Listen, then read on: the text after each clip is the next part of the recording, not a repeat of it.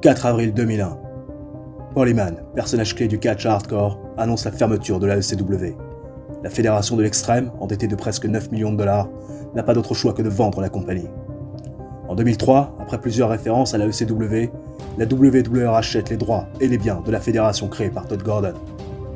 Paul Heyman se verra offrir un contrat par la compagnie de Vince McMahon dès 2001. Commentateur, puis manager de Brock Lesnar, l'ancienne grande figure de la ECW semblait bien établie dans la fédération dominante des années 90. Mais en décembre 2004, un investisseur anonyme fait surface, faisant le pari fou de créer la plus grande fédération de tous les temps avec un apport de seulement 1 million de dollars. Un seul homme a les cartes en main pour mener à bien le projet nommé Elite. Paul Heyman.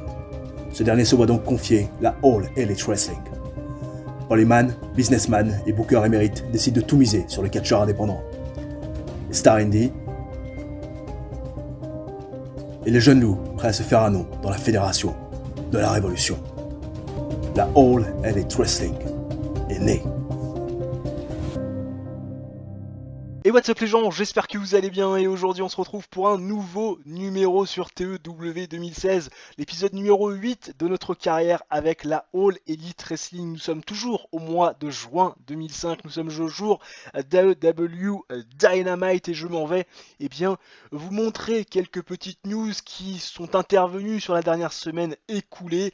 Justin Kedribble qui s'est vu offrir un contrat par la Free PW, on ne sait pas trop s'il va accepter ou non, mais il aurait aucune raison de ne pas le faire vu que c'est une fédération qui est en size régional et Generico a étendu son deal avec la CZW, la fédération créée par John Zandig si je ne dis pas de bêtises, et on a également des nouveaux petits tourtereaux, Samoa Joe qu'on a signé il y a quelques semaines désormais, qui a priori a une relation avec Buttercup, qui a priori est une lutteuse de 20 ans, qui travaille pour l'instant à la IPW UK et également à la FWA, et qui fait exclusivement un boulot de manager. Félicitations à monsieur Samoa Joe. On va tout de suite rentrer dans les backstage pour voir s'il y a des incidents bien évidemment à traiter. Juste le temps pour moi de vous dire que j'ai fait une petite connerie, puisque j'ai mis, vous vous en souvenez, le titre TNT sur Brian Kendrick. Brian Kendrick qui a fait 2 défenses de titre puisqu'il a gagné bien évidemment son match de championnat face à Matt Sydal à Double or Nothing. Il a d'ailleurs remis en jeu son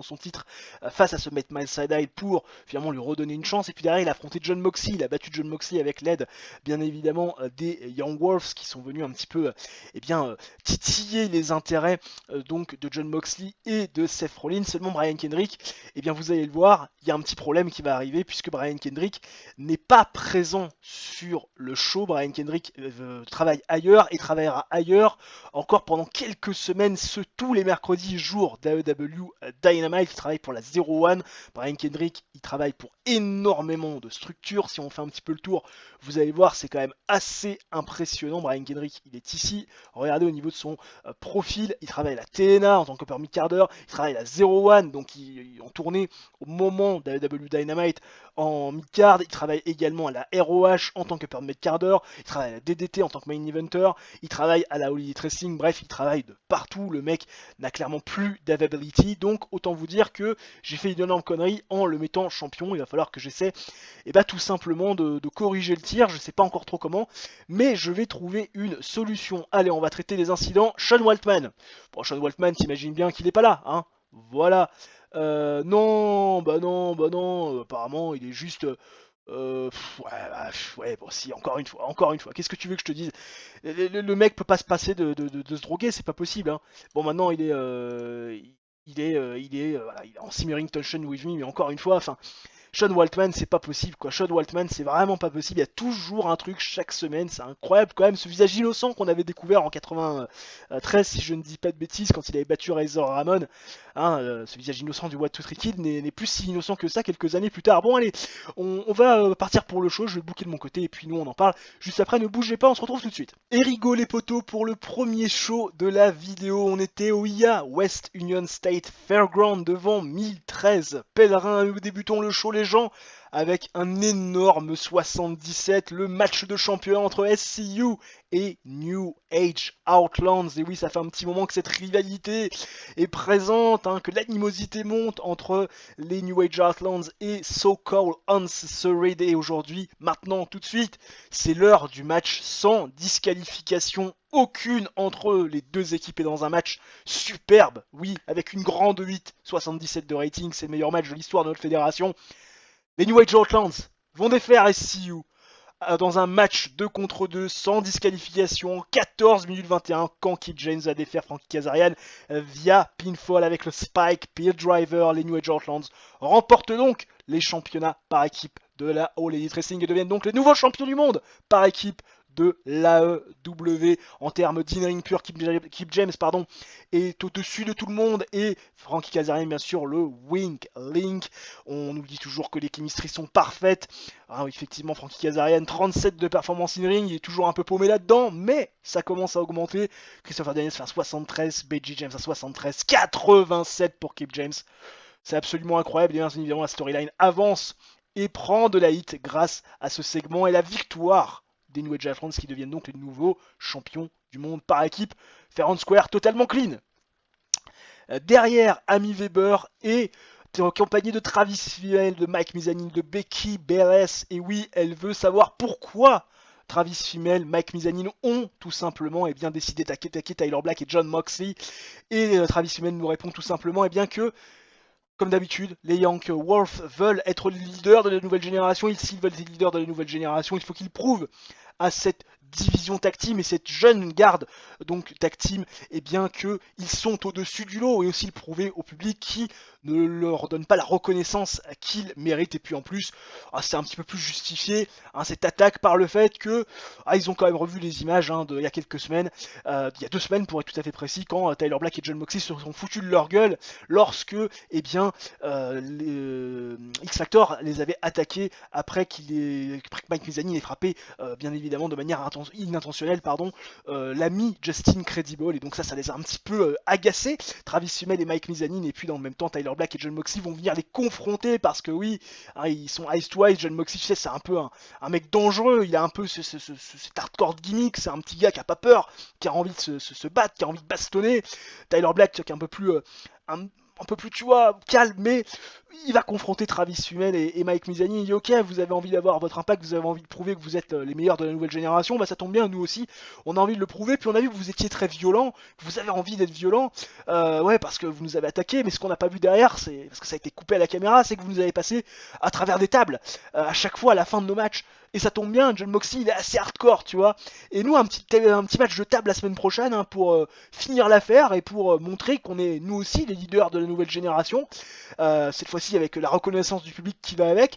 Et un petit match de table vous contre nous, ça nous plairait bien pour la semaine prochaine. Et Becky Belles va accepter à la place de Travis Fimmel et de Mike Mizanin parce que au niveau des décisions, c'est elle qui les prend. T'as le sentiment quand même qu'elle parle pas beaucoup, mais c'est un petit peu elle qui est la chef de file. Donc le match est acté pour la semaine prochaine. Travis Fimmel improvise super bien. Pareil pour Amy Weber. Tyler Black a adoré apparemment avoir de la liberté pour aller en dehors du script, c'est magnifique. La storyline avance avec ce segment, mais perd un peu de hit. Dommage. Derrière, Matt Sydal contre Austin Aries. On se souvient que Matt Sydal, pour se qualifier et devenir challenger numéro 1 au titre TNT, avait fait tomber lors du Six Pack Challenge sur Austin Aries. Match one-on-one entre les deux. Match descend. Matt Sydal défait donc Austin Aries en 8 minutes 15 via pinfall avec le Shunting Star Press. Rien de bien intéressant à noter. 42 de performance in-ring pour Matt Sydal, 29 pour Austin Aries, 42 de rating général. Victoire de Matt Sydal qui prend un petit peu de momentum. Derrière, Paul Heyman est au téléphone. Il est au téléphone, il est face à Dustin Rhodes et on sent qu'il est bien embêté dans la discussion puisque Dustin Rhodes est censé avoir un match ce soir dans le main event face à Brian Kendrick. Mais Paul Heyman, en raccrochant le téléphone, annonce à Dustin Rhodes une mauvaise nouvelle. Brian Kendrick n'est pas là. Brian Kendrick n'est pas là et donc Dustin Rhodes ne peut pas faire son main event et donc ne peut pas continuer à prendre de la confiance avant de réaffronter AJ Styles. Paul Heyman est bien embêté, mais il a rien à lui proposer. Et CM Punk arrive et lui dit t'es sûr Paul que t'as rien à proposer? Parce que moi je suis là, je suis frais, je suis dispo. Et affronter Dustin Rhodes, premier champion de l'histoire de la All Elite Wrestling, moi ça me botte bien. Voilà, parce que moi j'ai pas peur, je suis pas comme Brian Kendrick, j'ai pas peur d'affronter des gros poissons. Hein. Je suis pas là à juste remettre mon titre en jeu contre des rookies, hein, des Development Talent. Moi je suis là pour affronter des gros. Donc ça me dérange pas de prendre la place de Brian Kendrick. Tu vois, CM Punk qui met un petit peu de. Tu vois, qui shoot un peu Brian Kendrick. Mais Polyman, bon, tu vois, il dit trop rien parce qu'il a besoin de CM Punk aujourd'hui. Il a besoin de CM Punk pour que Dustin Rhodes puisse avoir le main event. Donc Polyman annonce et officialise le main event CM Punk contre Dustin Rhodes ce soir. Polyman qui improvise super bien de Dustin Rhodes également. Derrière, Amy Weber est dans le ring et elle interviewe Samoa Joe. Samoa Joe qui nous fait une petite promo à propos bien, de sa vision de la title picture. Il nous dit que lors de Double or Nothing, bien, il a été un peu screwed, comme AJ Styles l'avait été lorsqu'il avait perdu ce match de l'échelle face à Dustin Rhodes. La Samoa Joe est un peu screwed parce que quelque part, il n'a pas pris la pin face à Dustin Rhodes et il en a gros sur la patate. Il veut un rematch face à AJ Styles. Il le dit, AJ, certes Dustin Rhodes va avoir son rematch, mais après je suis là, voilà, et clairement je ne raterai pas mon opportunité puisque tu me la dois. Voilà un petit peu ce que Samoa Joe nous dit dans cette promo. La storyline will be the true AEW World Champion avance mais perd de la hit à cause de ce segment qui nous fait un petit 62 qui est quand même correct. Et enfin, le main event nous fait une note de 60. C'était un risque, hein, bien évidemment, de mettre Dustin Rhodes contre CM Punk parce qu'ils n'ont pas une grande chimie dans le ring quand ils s'affrontent. Mais écoute, c'est pas grave, on l'a quand même fait, ça nous fait un rating de 60. Dustin Rhodes face à CM Punk est dans un bon match. Dustin Rhodes va défaire CM Punk en 13 minutes 46 via pinfall après le Rolling Bulldog, après l'intervention botchée d'AJ Styles qui est sorti du public et qui a voulu attaquer Dustin Rhodes pour essayer de lui faire perdre un match avant de l'affronter, histoire qu'il ait un petit peu moins de confiance. Malheureusement, il a raté son coup. Il a frappé de manière complètement involontaire CM Punk et du coup, ça a permis à Dustin Rhodes d'aller enchaîner avec son finisher. Il n'avait pas du tout vu la distraction de AJ Styles. Donc victoire de Dustin Rhodes. Dustin Rhodes fait une performance de 61-49 pour CM Punk et la storyline avance bien évidemment, mais perd de la hit. Et derrière, AJ Styles furieux d'avoir raté son coup, furieux également contre CM Punk, d'avoir été là au mauvais endroit au mauvais moment, va s'acharner sur CM Punk et sur Dustin Rhodes, leur porter le Styles Clash. Il va célébrer devant et au-dessus des corps gisants de Dustin Rhodes et de CM Punk avec le titre à la main, l'air de dire le phénoménal est toujours au-dessus, 69 de rating. La storyline avance et gagne de la hit. Ça y est, enfin, on a réussi à gagner un peu de hit avec cette storyline. 63 de rating. On a un peu de popularité dans deux régions, ce qui est plutôt pas trop mal, alors que là on a le profil de Yoshinori Jutsu, professionnel, donc catcheur professionnel, surtout qui faisait du playback commentary. Pourquoi pas, hein, ma foi, sauf qu'on n'est pas trop intéressé pour avoir des japonais pour l'instant dans notre écurie. Ça pourrait éventuellement arriver, mais c'est vrai que pour l'instant il faut qu'on construise avec des garçons qui sont capables de bien faire des promos au micro. Et c'est vrai que les japonais, bah forcément il y a la barrière de la langue. Oh putain, ça y est, on est en size régional, les mecs. On est en size régional, ce qui veut dire qu'on pourrait éventuellement avoir des deals TV. Ça tombe bien parce qu'il y a pas mal de deals TV qui vont arriver à échéance dans pas très longtemps. Oui, ça y est, super, magnifique. La TNA, oh putain, la TNA. La TNA qui est en train de proposer un contrat à AJ Styles. Bah là, tu peux être sûr que là, c'est... Oh, c'est pas par apparence. Ça va, c'est par apparence. J'ai vraiment cru que ça allait être du signé. Par apparence, ça me va très bien. Ça me va parfaitement bien. Just Incredible qui apparemment a décidé de signer le contrat avec la Free PW. On fait toujours 0.01, moins de 0.01 de rating. J'ai eu peur avec Styles, hein. J'ai eu peur avec Styles, mais tout va bien, on est passé en régional, et en plus, les petits potes, on garde AJ Styles, puisque AJ Styles n'est pas convoité en contrat signé par la TNA. Au niveau donc du coup du rating global, 6031 viewers, c'est plutôt pas trop mal. C'est un petit peu moins que la semaine passée, mais ouais, c'est un peu moins que la semaine passée alors qu'on a fait un meilleur show. Bon, on va savoir, on ne sait pas trop pourquoi. En tout cas, on va garder sur ces bonnes nouvelles le statut de régional qui est passé. Voilà, ça y est, on l'a. On est à 30. Bah non, on est toujours à 29. Je comprends pas trop pourquoi on est passé dans le size régional alors qu'on n'est pas passé à 30 de size, mais bon, c'est pas très grave. La situation devient comique quand même, hein. Vous croyez pas? Le gars, on peut pas l'utiliser, mais il nous demande une augmentation de sa casque. Ah, j'en reviens pas. Ah putain, le troll. Bah 75%, de toute façon, moi, je fais la technique et la assurée. Bref. Qu'est-ce que tu veux que je te dise? Je suis obligé de faire comme ça, en plus je peux même pas t'utiliser, quel est l'intérêt? Bon, aucune nouvelle croustillante les petits potes, donc du coup on se retrouve directement dans les backstage pour traiter des incidents s'il y en a. Oh putain de merde, bah bien sûr qu'il y en a. Oh, j'en ai jamais vu autant. Oh là là, oh là là, oh là là, oh là là. Oh putain, et lui il est pas en condition pour bosser, putain, mais vas-y, mais ça me fait chier, mais Sean Waltman il déteint sur tout le monde, Becky James c'est pas la première fois en plus. Fine, connard là, jamais là. Et Kendrick, comment il peut être là? Il est même pas présent. Ah bah si, il est présent aujourd'hui. Comment ça se fait qu'il soit présent? Ah bah bon, ah bah il est présent. Bah c'est magnifique, bah j'ai pas regardé le calendrier. Attends, je vais quand même regarder le calendrier parce que là ça m'intéresse quand même de savoir où il va être. Bref, Chris Hero apparemment a fait le con face à Brian Kendrick. Ok, et apparemment il y a un contact physique qui est arrivé entre les deux. Là c'est Stern Warning. Hein. C'est Stern Warning, tu défonces pas mon champion qui en plus est présent. CM Punk, qui apparemment avec AJ Styles a créé une atmosphère fun en se foutant de la gueule d'AJ Styles, tout le monde a rigolé de bon cœur, magnifique. Samoa Joe, qu'est-ce qui se passe? Samoa Joe a créé une bonne atmosphère également backstage en faisant des blagues sympas et tout le monde a été content, tout jovial à en présence de Samoa Joe, tout va bien. Attends, par contre, là en revanche, je savais pas que je pouvais utiliser à nouveau comme je le voulais, mon ami Brian Kendrick. Alors les plans vont peut-être changer. Oui, oui, je vais voir ça tout de suite. Je vais prendre de bonnes informations. Je boucle le show de mon côté et on en parle juste après. Allez, rigole les potos pour le deuxième show de la vidéo. On était au Yap Glenmouth Country Fair devant 1197 pèlerins. Et oui, on en a de plus en plus dans les gradins. C'est peut-être l'effet size régional qui vient juste d'arriver, qui attire les gens, qui enfin nous fait prendre de la popularité. On débute le show les gens avec Amy Weber et Dustin Rhodes. Dustin Rhodes qui est au micro d'Amy Weber et qui va s'exprimer sur les comportements et l'agissement d'AJ Styles la semaine passée, qui a tenté d'intervenir durant le match pour faire perdre Dustin Rhodes et qui derrière a tout simplement passé à tabac Dustin Rhodes lui-même, puis derrière CM Punk, son adversaire. Il se dit très déçu de l'attitude d'AJ Styles qui se proclame phénoménal. Comment quelqu'un de phénoménal peut frapper des personnes à terre? Quelqu'un de phénoménal, il se suffit à lui-même, il est là pour prouver qu'il est phénoménal de A à Z et pas là pour faire des petits coups de Trafalgar dans le dos comme une petite lopette. Dustin Rhodes est très énervé sur AJ Styles et donc ce soir il le challenge, il lui dit mon petit pote, avec CM Punk on a des comptes à régler avec toi et aujourd'hui on te challenge dans le main event. Dans un match tag team, trouve-toi un partenaire si bien évidemment tu es assez toléré dans les backstage pour avoir quelqu'un qui veut bien faire équipe avec toi. Va falloir chercher loin, lui dit Dustin Rhodes, parce que comme ça, j'en vois pas. Dustin Rhodes qui fait a priori un superbe boulot d'improvisation. Le couleur commentary qui donne un boost à ce segment. La performance de Dustin Rhodes a été fantastique. Tu m'étonnes, le mec est un ancien champion, il est super bon dans ce qu'il fait dès qu'il a un micro à la main et will be the true AEW World Champion.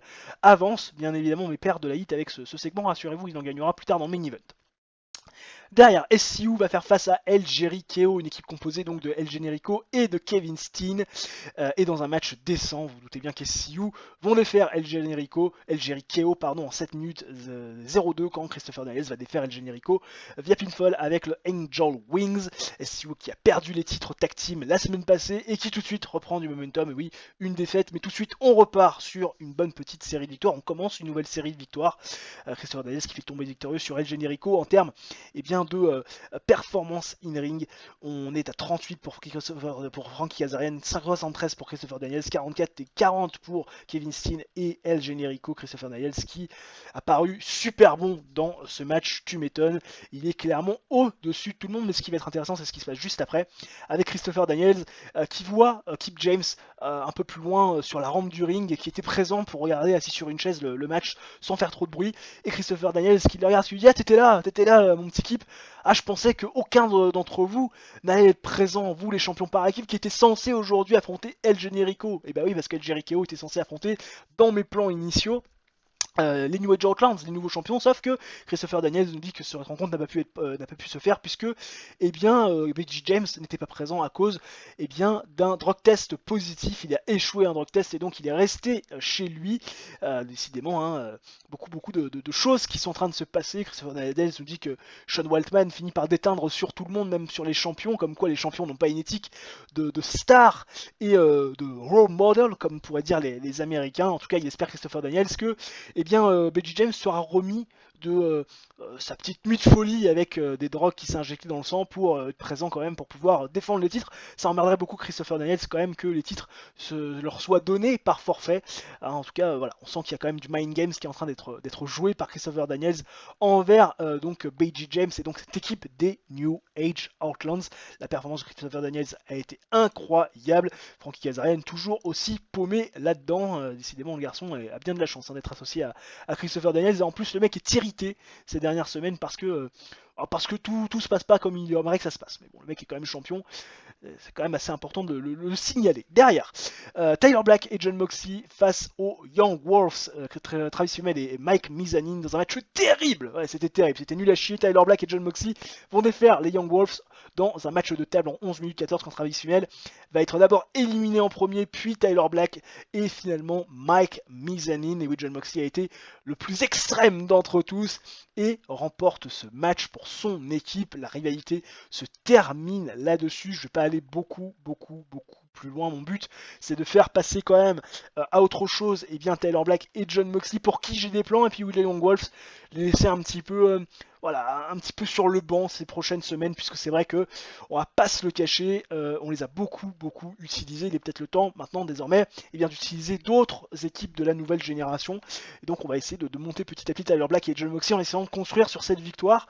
D'ailleurs, Mike Mizanin n'a pas été très content du booking, il n'est pas content de perdre contre Tyler Black et Jon Moxley, mais que voulez-vous, Jon Moxley fait une performance de 29, Tyler Black de 32, 26 pour Mike Mizanin et 36 pour Travis Fimmel. Très clairement, on était très loin du top level. Apparemment, les 4 se plaignent pas de la stipulation, mais ce qui est sûr, c'est que c'est pas un match qui restera dans les annales, quoique on l'a peut-être eu dans le cul. Jeu de mots absolument dégueulasse, je le sais bien. Derrière, Brian Kendrick qui fait son retour. Oui, parce que Brian Kendrick, on va pouvoir l'utiliser désormais toutes les semaines, puisque comme on est passé en size régional, et bien désormais on est prioritaire sur la 01. Et oui, dans votre cul, hein, la fédération japonaise. À un moment donné, il faut quand même pas déconner. Et Brian Kendrick va affronter Colt Cabana, le meilleur ami de CM Punk, et dans un match avec une bonne une réaction décente de la foule et un match de catch un petit peu moyen. Brian Kendrick va défaire Colt Cabana en 8 minutes 50 via pinfall avec le shooting start press. Brian Kendrick qui fait donc sa 3e défense du titre TNT dans un petit match sympathique qui tient la route, qui fait le taf. Performance in ring de 50 pour Brian Kendrick, de seulement 31 pour Colt Cabana, mais ce qui va être intéressant, c'est ce qui se passe juste après avec CM Punk qui va confronter Brian Kendrick, qui va lui dire: ah, t'es là, enfin, quand même, on t'attendait la semaine dernière, décidément, hein, les matchs importants, les matchs face aux grosses têtes d'affiche, face aux gros poissons, tu les prends pas en revanche contre des mecs qui n'ont pas d'expérience comme mon meilleur ami Colt Cabana. Là en revanche, t'hésites pas à mettre ton titre en jeu, hein, à venir sur le ring et mettre ton titre en jeu. Maintenant la question c'est quand est-ce que tu vas mettre ton titre en jeu contre un mec un peu plus expérimenté, à savoir moi. Et Brian Kendrick qui rigole un petit peu devant CM Punk parce qu'il lui dit: toi plus expérimenté que Colt Cabana, ça m'étonnerait mon petit gars, parce que quand on voit ton record, 2 victoires pour 6 défaites depuis tes débuts à l'AEW, clairement on se dit que tu es beaucoup moins expérimenté et surtout beaucoup moins fort qu'un mec comme Colt Cabana. Commence à gagner des matchs et après on pourra éventuellement te parler de ton opportunité au titre. CM Punk, tu vois qu'il la mauvaise, mais Brian Kendrick qui s'en va sourire aux lèvres. Bref, la rivalité va se construire petit à petit. Brian Kendrick qui apparemment a été super content de pouvoir partir en dehors de script, et notre ami CM Punk qui clairement fait du super boulot sans script, comme quoi quand il est descripté, ces deux garçons là nous font des merveilles et la storyline débute. Hein, c'est vrai, notre CM Punk et Brian Kendrick qui débute avec ce segment. Derrière, Amy Weber est avec AJ Styles et AJ Styles annonce, contrairement à ce que pouvait penser Dustin Rhodes, et bien que il a un partenaire ce soir. Il a un partenaire ce soir pour affronter CM Punk et Dustin Rhodes. Il n'en dit pas plus. CM Punk et Dustin Rhodes sont déjà arrivés dans le ring. La musique d'AJ Styles retentit. Il s'en va et on va découvrir le partenaire de l'ami AJ Styles juste après. Et le partenaire de l'ami AJ Styles, vous le voyez, c'est Samoa Joe, qui avait quand même un petit intérêt à venir dans ce match parce que oui, Dustin Rhodes a pris la pine face à AJ Styles dans le match hardcore, laissant finalement Samoa Joe perdre le match sans prendre le tombé. Donc il avait quand même envie, tu vois, Samoa Joe de venir dans ce match pour essayer de river les épaules de Dustin Rhodes, match qui nous fait un petit 73, ce qui est quand même pas mal. Ça permet bien la storyline d'avancer, surtout de gagner de la hit, et dans un match avec une grande catch et d'une décente réaction de la foule, AJ Styles et Samoa Joe vont défaire CM Punk et Dustin Rhodes en 15 minutes 40, quand Samoa Joe va défaire Dustin Rhodes via pinfall avec le Iceland Driver après une distraction non, bah, c'était pas censé être ça, c'est pas censé être CM Punk après une distraction de Brian Kendrick. Voilà, je me suis raté. C'était pas CM Punk qui était censé distraire AJ Styles, qui était censé distraire pardon Dustin Rhodes. C'était censé être Brian Kendrick. Bon, tout va bien, c'est pas très grave. Pas de soucis, pas d'angoisse. Le jeu a encore bugué, tout va bien, c'est pas très grave. 66 de rating, tout va bien, hein, c'est plutôt quand même pas mal, on continue à prendre de la popularité dans deux régions, ce qui est plutôt pas trop mal, et là nous avons le profil de Mike Jones, aka Virgil, à la WWF, qui avait été bien sûr le valet de l'ami Ted DiBiase Jr. Il y a quelques années, bref, garçon qui était très sympathique à regarder dans le ring, toujours très punchy. En tout cas pour ceux qui regardent les anciens épisodes de Monday Night Raw notamment, vous avez pu le voir à l'œuvre. Garçon qui était assez à l'aise dans le ring et qui était plutôt sympathique à regarder. Allez, TV rating toujours moins de 0.01. Et Frankie Kazarian, bah tiens, Christopher Daniels qui nous, nous parle de son partenaire. Décidément, ils sont juste partenaires mais pas copains. Frankie Kazarian doesn't connect with the fan, donc le garçon ne connecte pas avec les fans. Ce garçon doit peut-être apprendre le métier, c'est vrai. En même temps, c'est un plot le mec, donc je peux bien comprendre que Christopher Daniels en est plein le cul de son partenaire, que je lui ai mis dans les pattes. Mais bon, que voulez-vous, c'est comme ça. Il va falloir également qu'on regarde les deals qu'on peut éventuellement passer avec les TV, parce que c'est vrai que là, nos deals avec nos chaînes de télévision respectives qui nous diffusent vont arriver à échéance. On va voir si on peut faire un petit peu mieux, si on peut trouver mieux. Malheureusement, j'ai regardé un petit peu de mon côté. C'est vrai que pour l'instant, même s'il y a des chaînes qui sont possiblement intéressées pour négocier, malheureusement, elles ont trop de contenu catch et donc veulent pas nous diffuser. Donc c'est vrai que c'est un petit peu le problème, mais on va essayer de trouver une solution pour avoir un broadcast qui nous diffuse plus largement, qui nous couvre plus largement dans le monde, histoire quand même d'accroître notre popularité, pas seulement aux États-Unis, mais aussi à l'international. Bon, et ben nous voilà dans les backstage, les gens, du premier AEW Dynamite du mois de juillet 2005. Vous voyez quelques petites informations, d'abord des locker room incidents et surtout le fait que Brian Kendrick ne soit pas présent. Alors finalement, c'est pas parce qu'on est passé en série régionale qu'on a eu l'exclusivité ou en tout cas la priorité sur Brian Kendrick, absolument pas. Je sais pas trop comment ça marche cette histoire, on verra bien. En tout cas, ça m'arrange pas pour créer ma storyline. On va tout de suite rentrer dans les incidents backstage et voir ce qui se passe. Oh putain, alors ça tu peux être sûr que c'est Becky James qui a décidé de casser la gueule à Austin Harris. Qu'est-ce qui s'est passé? Voilà. Ça a été un connard dans les backstage et il a tout simplement foutu un point dans la gueule à Austin Harris. Derrière, il y a eu une bagarre qui a été déclenchée. Putain, c'est pas possible. Je suis obligé de faire fine. Je suis obligé de faire fine parce que je peux pas non plus lui donner un star warning, sinon bah, je vais l'avoir à dos, l'ami Beji, donc je suis obligé de faire comme ça. Apparemment, Sinaris est plutôt content de ma décision, donc tout va bien. Et Mike Mizanin, qui apparemment a été amené dans la cour des catcheurs, accusé d'avoir oublié de payer sa note donc de location de voiture. Le juge Earl Ebner l'a rendu coupable et sa sentence est de payer apparemment le trajet et rembourser tous ses partenaires de covoiturage. Et bah comme ça, voilà, t'amélioreras ton comportement, espèce de connard. Nous voilà partis les petits potes pour le premier AEW Dynamite du mois de juillet 2005 et également le dernier show de notre vidéo, puisque comme je le dis si bien, toutes les bonnes choses ont une fin. On continue avec nos vidéos digestes en termes de durée, bien évidemment. On était au IA Plymouth Country Fair devant 1282 pèlerins. On monte de plus en plus chaque semaine. Ça, c'est l'effet de la size régionale passée il y a quelques semaines où nous démarrons les hostilités des petits potes avec un match entre Tyler Black et John Moxley d'un côté face à El Jericho. Et oui, Tyler Black et John Moxley qui ont réussi à vaincre dans une rivalité très courte les Young Wolves, et ils font face désormais à une autre équipe de la nouvelle génération, El Jericho, une équipe composée de El Generico et de Kevin Steen, bien évidemment, dans un match pauvre. 46 de rating, bon, on va dire que ça fait à peu près le taf. Tyler Black et John Moxley vont défaire El Jericho en 7 minutes 43, quand Tyler Black va défaire El Generico via pinfall avec le Cross Crew 450 Splash. John Will Moxley a été bien évidemment le Wink Link le moins bon dans le ring sur ce match. Toujours de très bonne chemistry entre les partenaires, donc des équipes 10 respectives. John Moxley fait une performance de 30, Tyler Black une performance de 39, 44 pour l'ami Kevin Steen et 39 pour El Generico. Kevin Steen qui fait des performances très intéressantes. Tyler Black et John Moxley qui prennent donc une victoire importante en vue bien évidemment de leur montée en puissance et des plans que j'ai derrière la tête pour eux à moyen terme. Derrière Frankie Kazarian face à Kip James. Et oui, les équipes, les champions et les challengers vont s'affronter respectivement dans des matchs one-on-one. Christopher Daniels a demandé à Frankie Kazarian d'être le premier à monter sur le ring. Et Kip James va répondre au challenge de Frankie Kazarian, ce qui veut dire que la semaine prochaine, on aura Beiji face bien évidemment à Christopher Daniels. Christopher Daniels, celui qui est...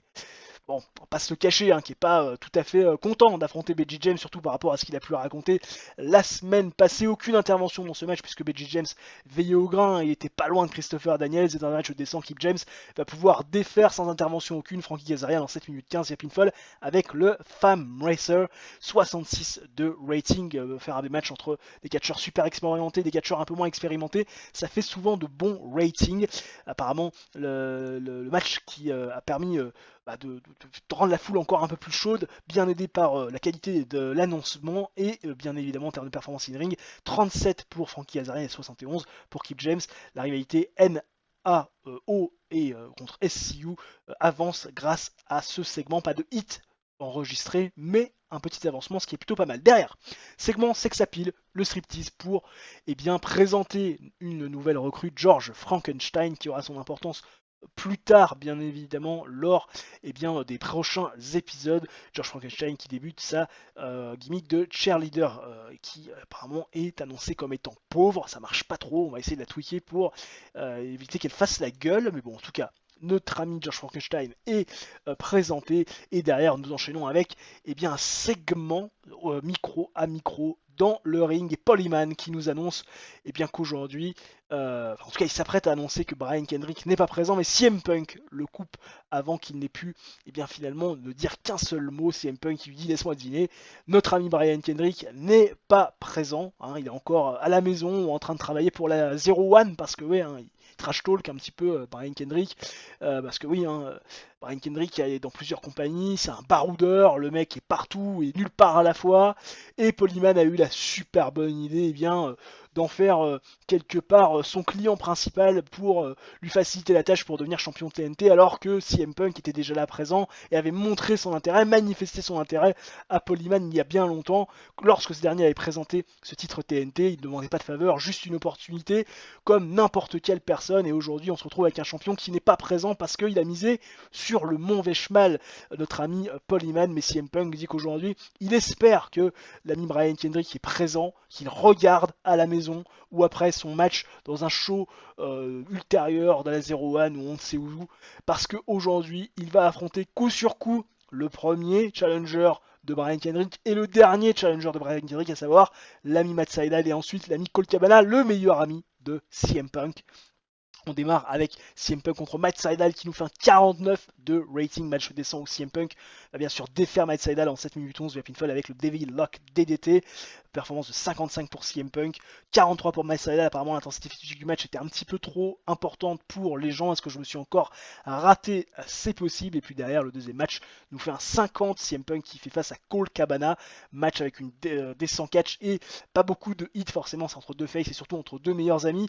CM Punk va défaire Colt Cabana en 5 minutes 46 via pinfall avec le Devil Lock DDT, complètement clean, absolument aucune intervention. CM Punk fait un 56 de performance in ring, un 32 pour Colt Cabana. CM Punk qui donc fait un véritable statement, une mage par rapport à Brian Kendrick, et l'air de dire: mon petit pote, je suis capable de gagner des matchs et surtout de battre les garçons que tu as déjà ultérieurement battus. Je t'attends pour un match de championnat. Et enfin le main event, Dustin Rhodes face à Chris Harris qui nous fait un 61 de rating.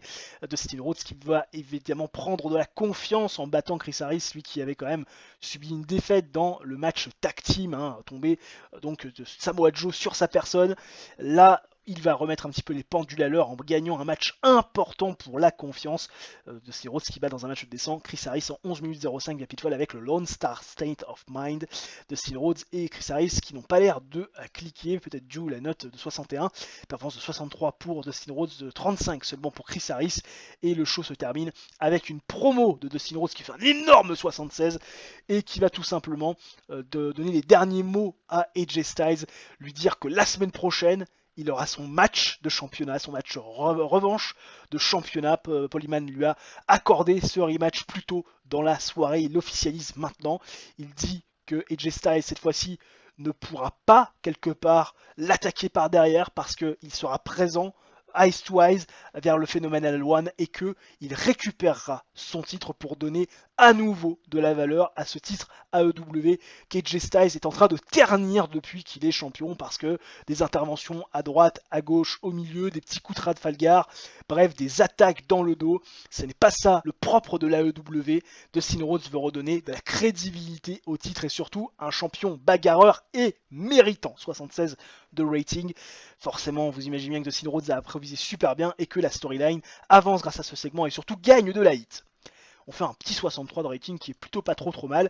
Et là, on a le profil de Angelo Trinidad. Je sais pas trop ce qu'il a fait, ce garçon-là. Ah bah tiens, on se retrouve avec la fête nationale américaine. Et oui, c'est le 4 juillet, cette fête nationale des États-Unis. Vous le voyez, il y a pas mal de choses qui clignotent jaune. On va déjà refaire un petit peu un tour sur le rating global 0.01 de TV Rating, un peu moins de 0.01 de TV Rating. Bon, je peux quand même vous montrer la signature de contrat parce qu'elle n'a pas grande importance. C'est une négociation avec Trinity. Voilà, une autre nana qui pourrait être assez sympathique à utiliser, qui pourrait avoir quelque peu de l'importance dans les prochaines semaines. Je l'ai signée, elle va être manageuse, hein. Elle va pas avoir plus de rôle que ça, pas forcément l'arrivée la plus importante de la All Elite Wrestling. On va se quitter quand même sur le bilan financier parce qu'on l'a pas fait. 76 000 $ de pertes le mois précédent, vous voyez, toujours 34 000 tickets vendus. Bon, on va pas comparer par rapport au mois précédent, mais plus par rapport au mois d'avant parce qu'on a fait un show de plus le mois dernier. Les sponsors un petit peu moins présents forcément. Merchandising, on a presque rien vendu en termes de merchandising, c'est assez impressionnant. Le coût de worker 81 000, c'est-à-dire quand même beaucoup plus important que celui du mois d'avant, enfin du mois encore avant. Et au niveau du MISC, on s'est fait un peu plus assassiner puisque 1976 $ de MISC. Bref, on continue à perdre de l'argent en masse. On n'a plus que 607 000 $ de côté alors qu'on avait 1 million lorsqu'on a débuté. Mauvaise gestion, Vico? Non, ne vous inquiétez pas. Ça va remonter dans les prochaines semaines. On va se quitter comme d'habitude. Et bien sur la hit des storylines et sur le prestige des titres, CM Punk contre Kendrick, 49 de hit, 63 de hit entre New Age Outlaws et SCU. Et Will Be the True AEW World Champion pour l'instant, 69 de rating. Autant vous dire qu'on a des storylines qui sont assez chaudes et au niveau des titres. Pour l'instant, 66 de prestige pour le titre, donc mondial détenu par l'ami AJ Styles. 70 de prestige pour les titres tag team détenus par Kip et Beiji James. Et 60 de prestige pour le titre TNT détenu par Brian Kendrick. Voilà, j'espère que cette vidéo vous aura plu. Les gens, si c'est le cas, n'hésitez pas à mettre un j'aime. Faire votre coup du chapeau, le like, l'abonnement et l'activation de la cloche. Ça mange pas de pain, c'est totalement gratuit. Ça aide la chaîne, notamment au référencement. D'ici là, portez-vous bien. Ciao, bye bye. Et à la prochaine.